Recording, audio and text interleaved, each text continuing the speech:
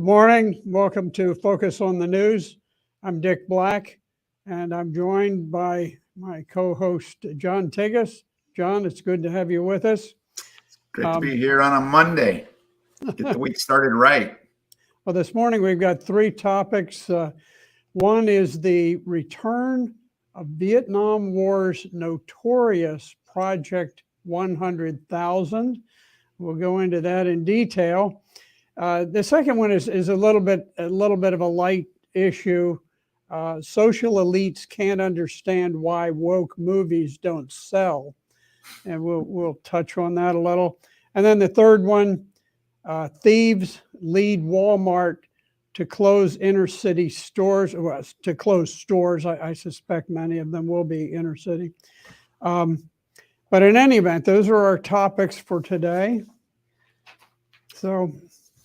Well, interesting. You know, when this came on, I told Senator Black, I said, never heard of the Project 100,000. And he says, well, we're going to talk about it today. And it's great to have someone who actually not only lived during that time frame, but was fought during that time frame and can speak very directly to the effect, both personally and culturally, of the Vietnam War. So, Senator, what is the notorious Project 100,000?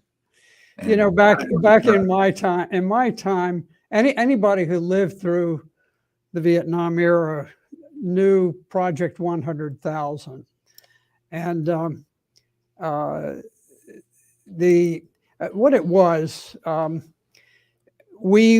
as the war went on, it was beginning to affect college students, and the draft was out there. They were sort of designing it so that it could avoid impacting the elites of the nation.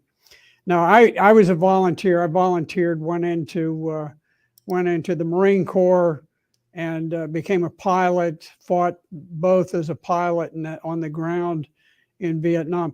Now, I was there 66 and 67. The military, probably the finest military force that the United States has ever in its history fielded up to that point. Now, what was going on? Meanwhile, Lyndon Johnson was the president. He took over after John F. Kennedy was assassinated. And between them, John F. Kennedy had begun sending advisors surreptitiously into Vietnam. We were actually taking casualties during the administration of John F. Kennedy. But Lyndon Johnson put things on steroids. He really bumped up the war. And as it went on, he was doing a guns and butter campaign. He was buying immense quantities of arms and so forth. They didn't pay a whole lot to troops back then. Troops were a little bit more like cannon fodder, but they spent a lot on planes and so forth. And but at the same time, Lyndon Johnson was starting to construct the welfare state that now exists today.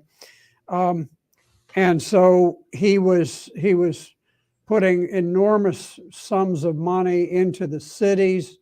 And the way these things work, anytime that you break people apart, you categorize them by races and this type of thing, you create opportunities for scoundrels to take advantage. You create an atmosphere where hatred is a very valuable commodity. If you can create hatred, then you can use that to generate money. And this was happening. There was the civil rights movement that had begun as a protest type movement, became essentially a racial revolution, sweeping through all of our cities, literally burning them down in large numbers. And so in the course of that, Lyndon Johnson said, okay, we got two problems. One is on the college campuses, kids don't want to serve. So we don't want to cause them problem. The other thing is we've got really, really violent elements in the inner cities.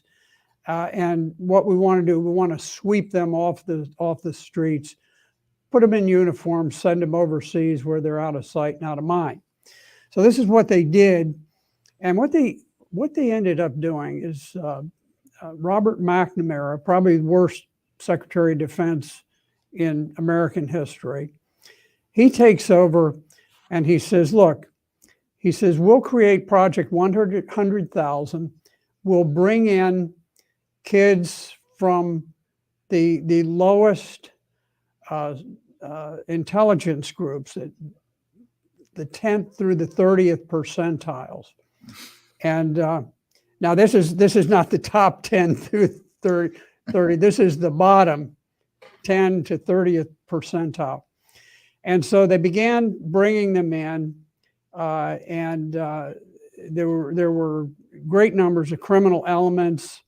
Now they took whites, they took blacks. It didn't matter, but they took basically people who were inept.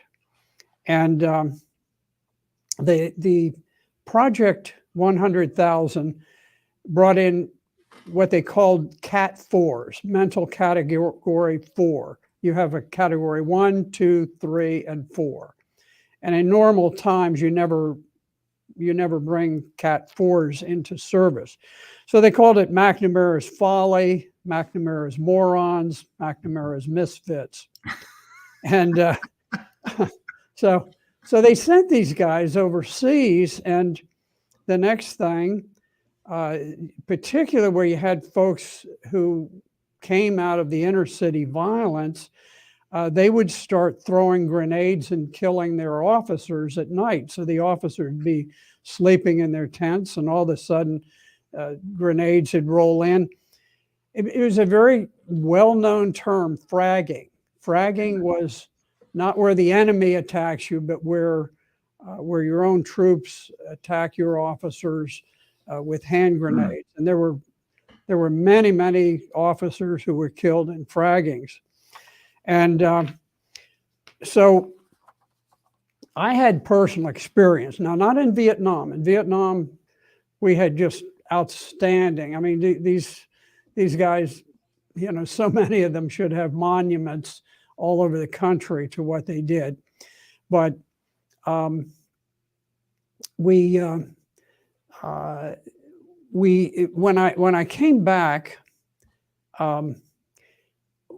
I took a company of Marines. I was a Marine company commander, and I went down to Vieques Island, Puerto Rico, where my company of Marine engineers was. We were operating a rock quarry. We were rebuilding the airfield, and I was very sensitive to racial frictions, and I cracked down with just enormous severity, and I managed to keep a lid on things.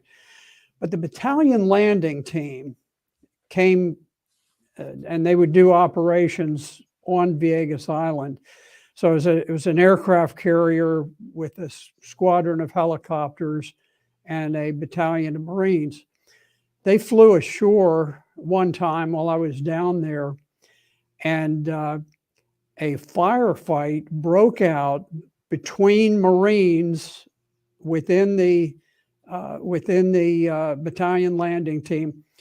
This was a firefight with tracers, with automatic weapons that went on for about an hour on a U.S. base, Vieques Island, Puerto Rico. Never hit the news, but it was a big deal. Nobody got hit, but they were trying to kill one another, and that was the level of tension that was going on. Now, when I got back to Camp Lejeune with my company, we started getting these Project 100,000 people, and they were starting to fill the ranks. There was a kid, and this happened to be a white kid, and I had a great first sergeant, Nick Colangelo. I tell you what, he he could have come off a movie poster. Big, handsome Italian guy, silver-haired devil. And so he comes in one day after formation. I'd go out and I'd report, and all the platoon commanders would give their report. So there was this one fellow missing.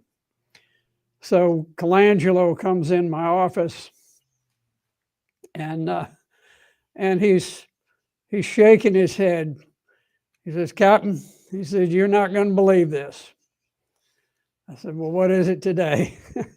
So he gives me, I can't remember the name of the fellow, but this kid he'd been AWOL for probably 10 days or more.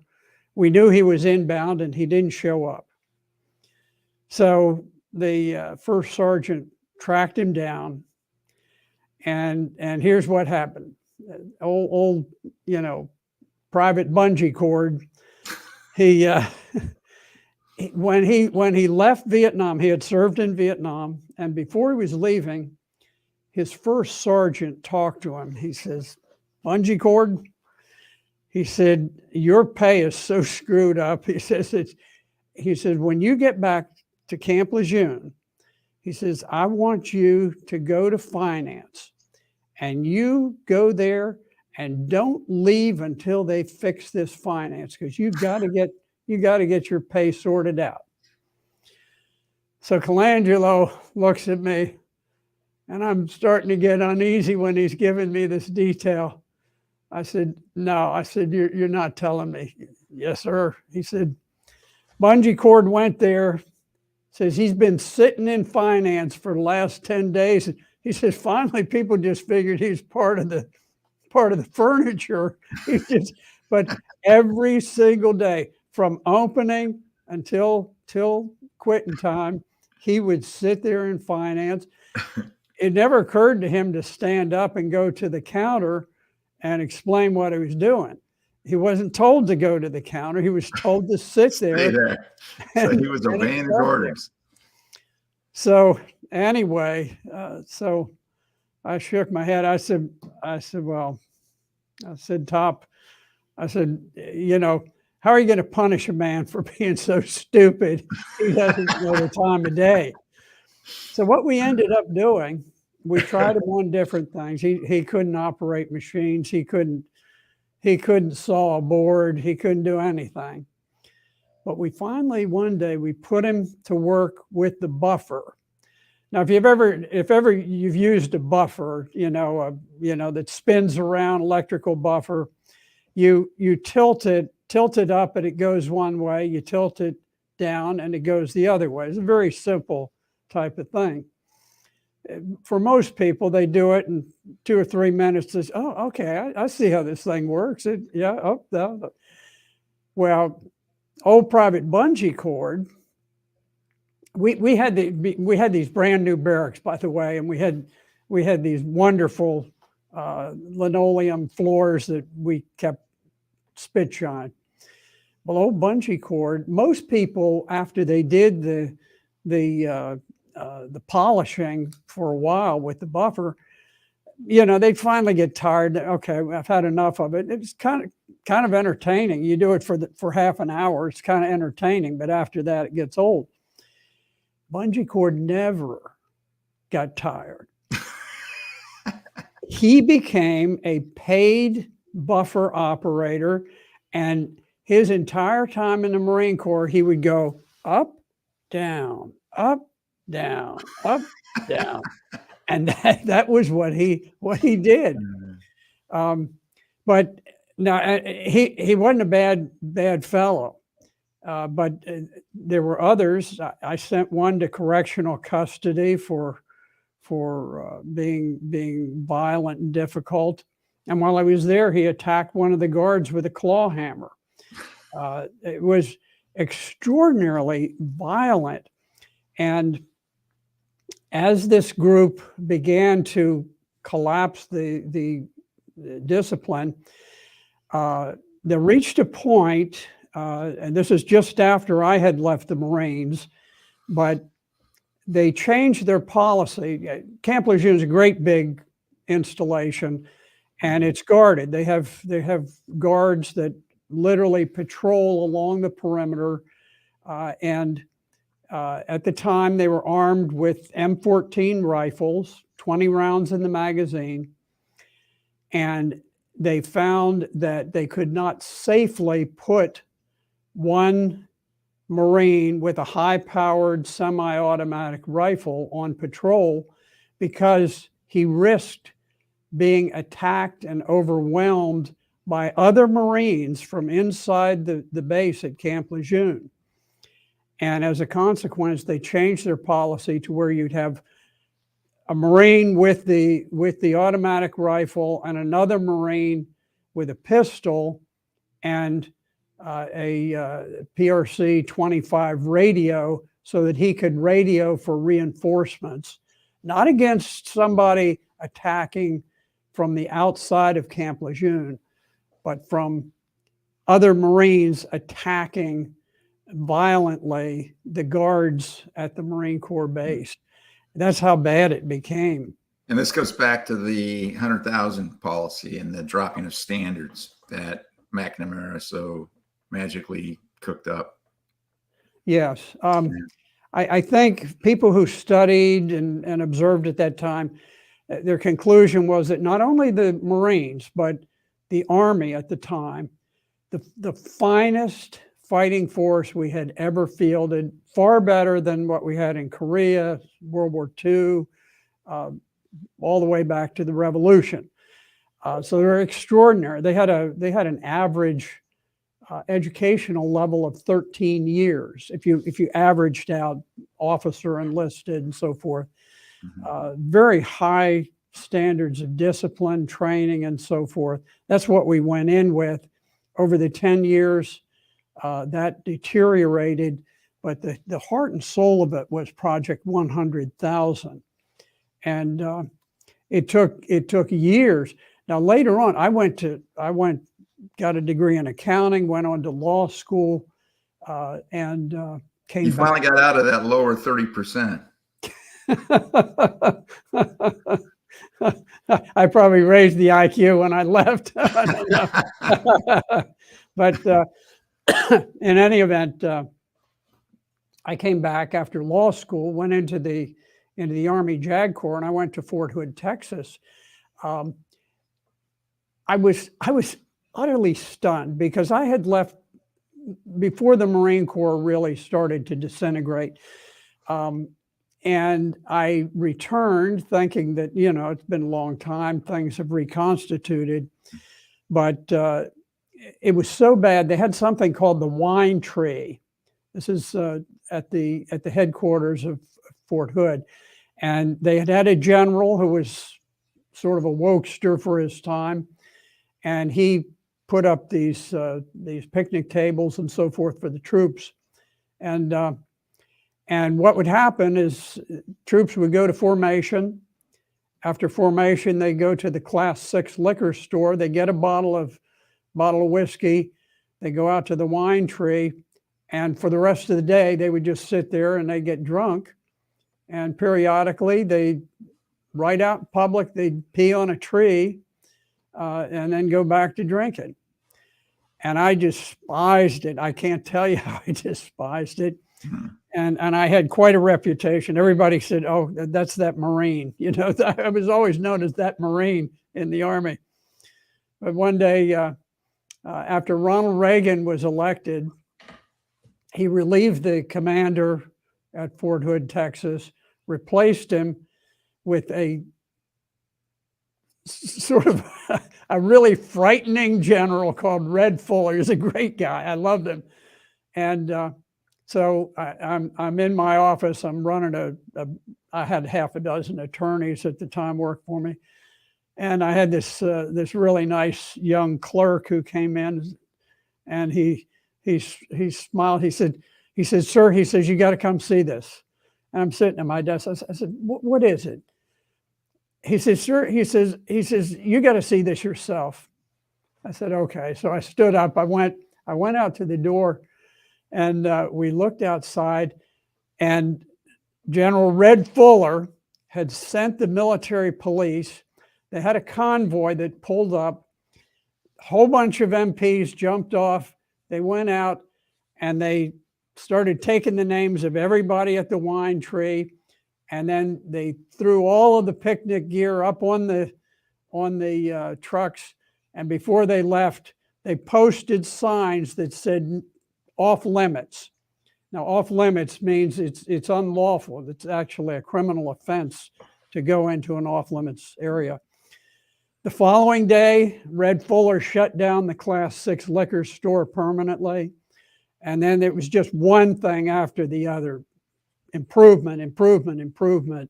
And finally, we got to a point where we restored the military. But until that time, the crime rate was astronomical in the military.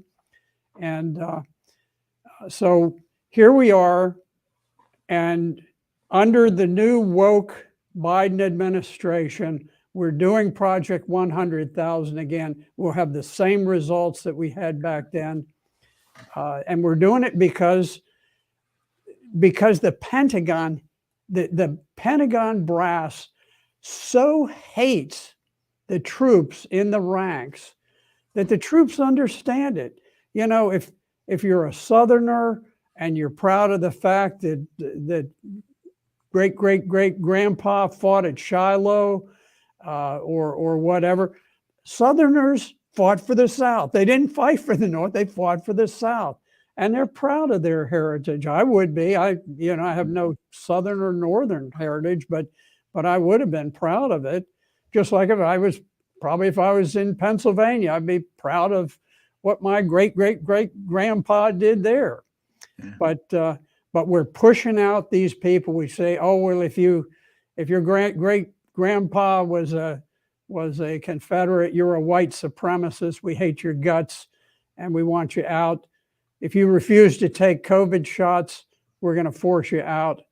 And we're preaching critical race theory to everybody, and saying, we want you to hate this one, and we want you to consider yourself an oppressor. All this garbage. No Get the wonder. right pronouns too. You got to call each other the right pronouns. Yeah. Used to be sir and ma'am were the only pronouns. That's right. And now you can get whatever surgery you want if you want to mutilate yourself as well and have it fully paid for. That's a big recruiting draw for the lower 30% as well. As I hear you talk about this and you go back to Vietnam, what year was it that you returned from Vietnam? I came in 67. Okay. So I was there 66 and 67. Gotcha. And, so it's still really the early stages before they had the massive amounts of both people and bombs dropping and everything else.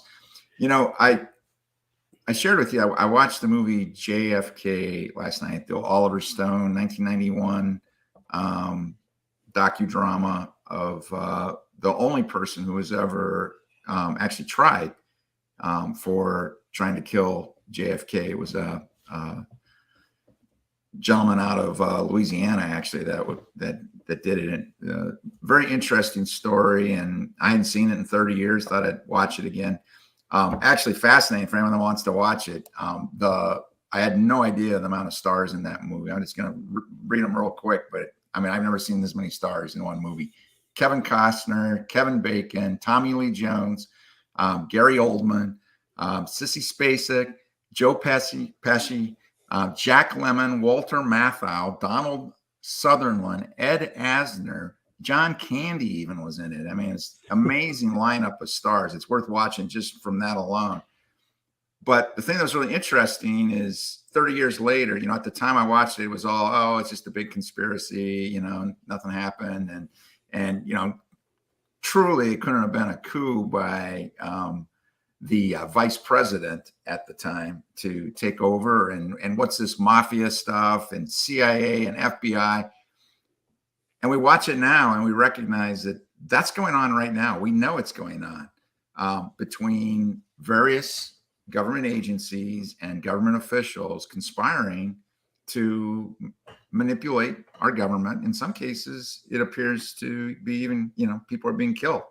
And so, and obviously Martin Luther King and Robert Kennedy later, all of them, there was a lot of suspicion that it was more than just a lone gunman in any of those cases. But well, the interesting thing as I watched it and I'm thinking about Vietnam today is that JFK had committed just before he was assassinated to pulling everyone out in 1963 from continuing in Vietnam, that it was their battle to fight for themselves. You probably never would have been there had he fulfilled that and stayed alive. How do you feel now in retrospect as you look at Vietnam, you look at your service, friends and many people you commanded died or were injured badly in that combat. As you look back at that now, what are your thoughts about what happened, why we got there, and was it justified? Well, I remember quite vividly what happened because I was in the cadet recreation room. We had a room for the aviation cadets, Navy cadets, Marine Corps cadets. And many people were fresh off the flight line and they'd come in. We had a lot of pool tables. So you'd walk in and you'd hear the clash of the pool balls, people hitting the cue ball and racking them up. And they had a TV on the wall, and there was a very popular spy movie called The Man from U.N.C.L.E., kind of a lighthearted spy movie. And so that's playing in the background. Guys are drinking cheap beer and playing pool, and I'm doing the same thing. Some of us in light clothes, others in flight suits who just come off the airstrip.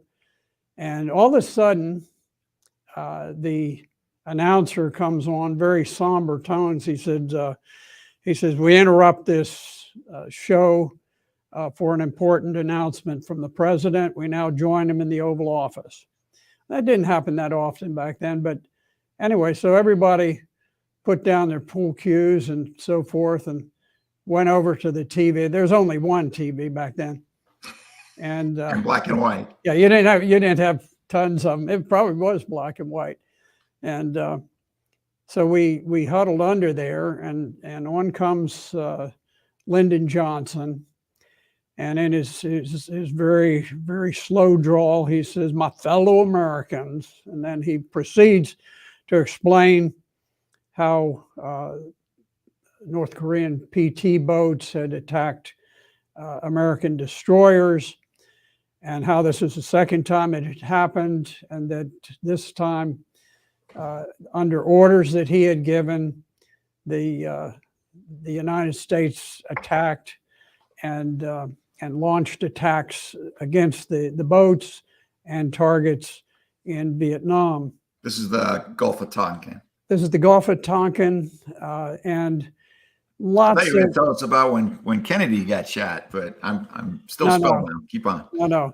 This is Gulf of Tonkin, yeah. And because Kennedy had put Americans into battle in Vietnam. Americans were dying under John F. Kennedy. Under Kennedy authorized the assassination of President Ngo Diem, who was the Catholic president of Vietnam. And under Kennedy, Diem and his brother were both taken out. They were captured, put in an armored personnel carrier, and then they were just brutally murdered in the APC. So that Kennedy was very deeply involved in our involvement in Vietnam, but it was all undercover until Lyndon Johnson brought it to light with the Gulf of Tonkin incident. Typically, these things are created as a pretext for war. We knew immediately. I mean, people stopped playing pool. Everybody went to get a good night's sleep and went out on the flight line with renewed vigor the next day, because we knew that we knew we were all going to war, and we were. And so there are a couple of things. For one thing, when President Diem of South Vietnam was assassinated by the Central Intelligence Agency, Ho Chi Minh made a public statement, and he said, "I cannot believe the Americans have been so stupid as to murder President Diem." Now, he wasn't saying that as a compliment. He hated Diem. Diem was the one man he could never beat. Diem was he was brilliant, and he was a chess player, and he knew how to pit this group against the other, how to help this one to overcome the Viet Cong. And the Politburo in North Vietnam issued a more detailed statement, and it said President Diem was the one man, he was the one barrier we could never overcome. He said, now that he has been overthrown, he says, we will see many more governments come and go in South Vietnam. And he was correct. So the foundations for the war were corrupt, they were stinking. But on the other hand, we did have the satisfaction that we were fighting on the right side. The North Vietnamese communists were very much like the Chinese communists in those days. They were phenomenally brutal.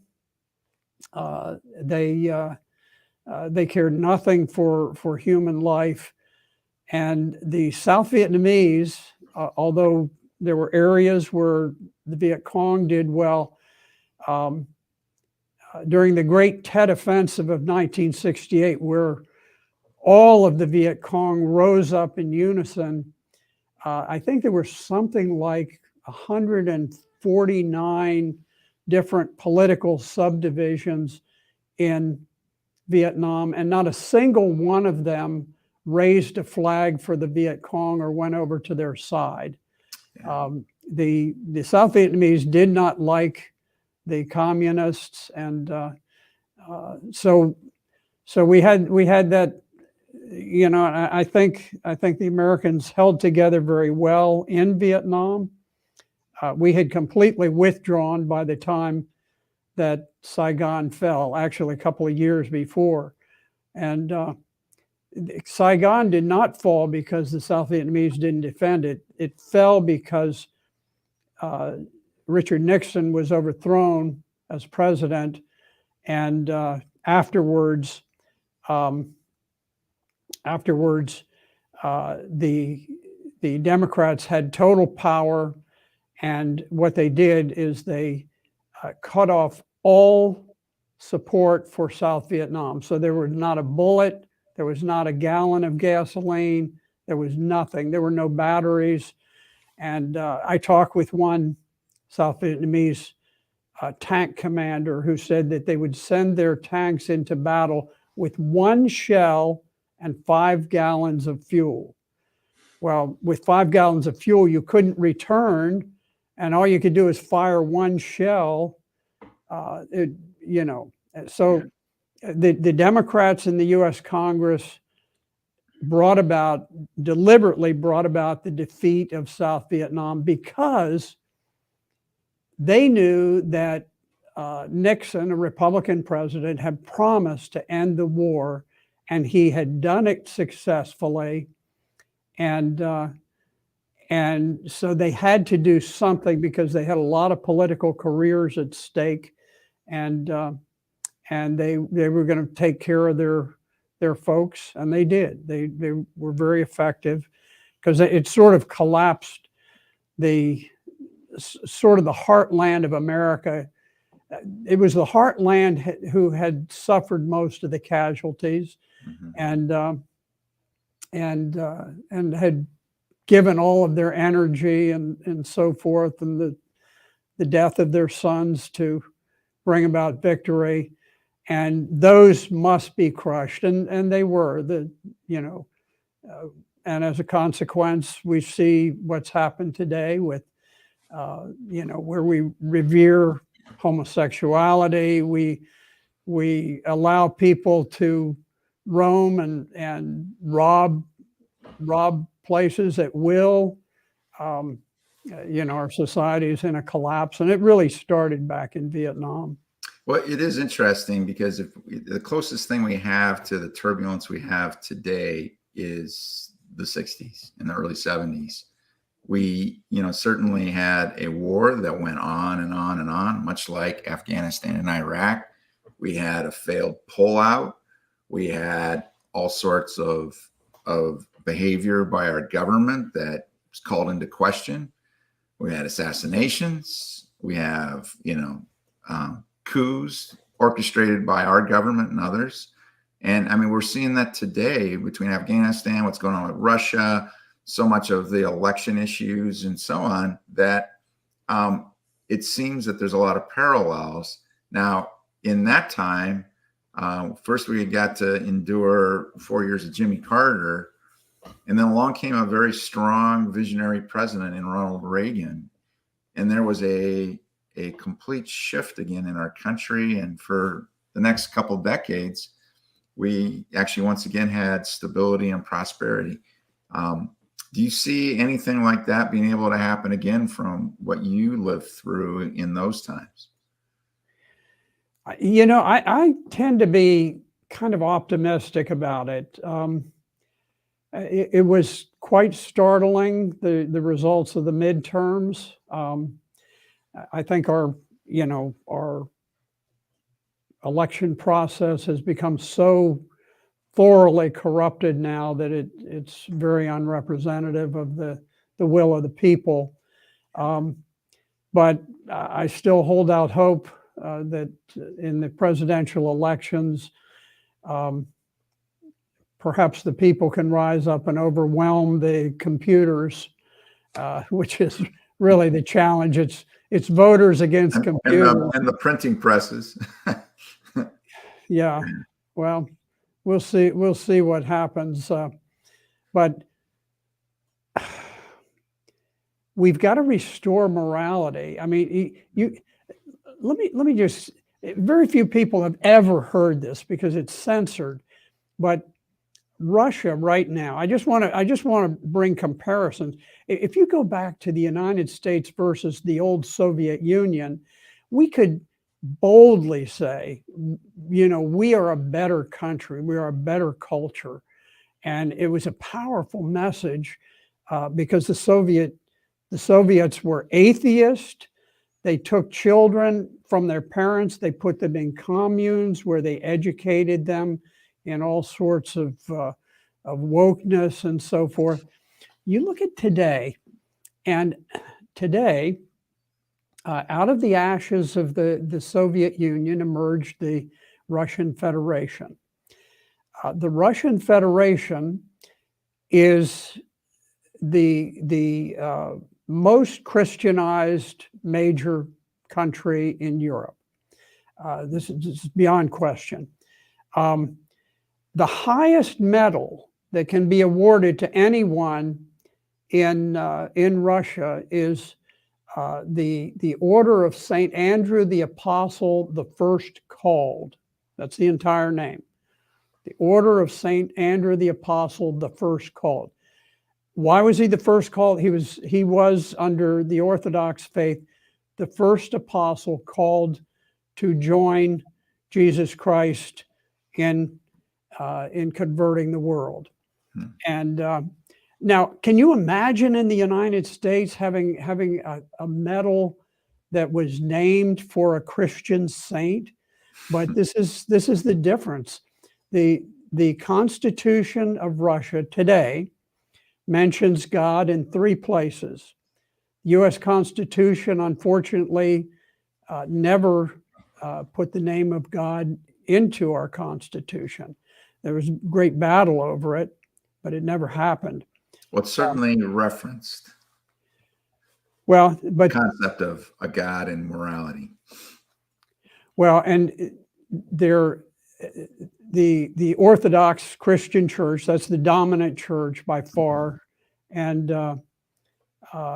their their faith really is kind of unchanging over many, many centuries. But their constitution says that marriage is the union of one man and one woman. They just recently enacted legislation, it was signed into law by Putin, that prohibits the advocacy through propaganda of homosexuality. And it's not limited to children. It's now, it was previously, but it's now expanded to advocacy at any age. And I'm not saying, this is not a judgment on all Russian culture and so forth, but I'm just saying that as a government, their government feels that enforcing morality and supporting morality is a positive virtue. Yeah. In America, for many years now, virtue has been denigrated and disparaged. Right. There's a sort of contempt among the elites. I heard, well, there's one very famous banker who was talking about so many of the people running for office on the Republican ticket. And he said, well, these wing nuts, the problem was the Republicans had all these wing nuts. Now, these are people who believe in God. They believe in morality. They believe in marriage. They do not incorporate homosexual sodomy into their moral beliefs. And so the elites are attacking these things. And ultimately, no nation can survive without having a moral fabric, a moral foundation. Yeah. So, well, and we saw that in the early 80s and late 70s as well, was a return to our Christian morals. Even the hippies, all started becoming Jesus people. And actually the moral majority at the time has a very powerful movement in our country.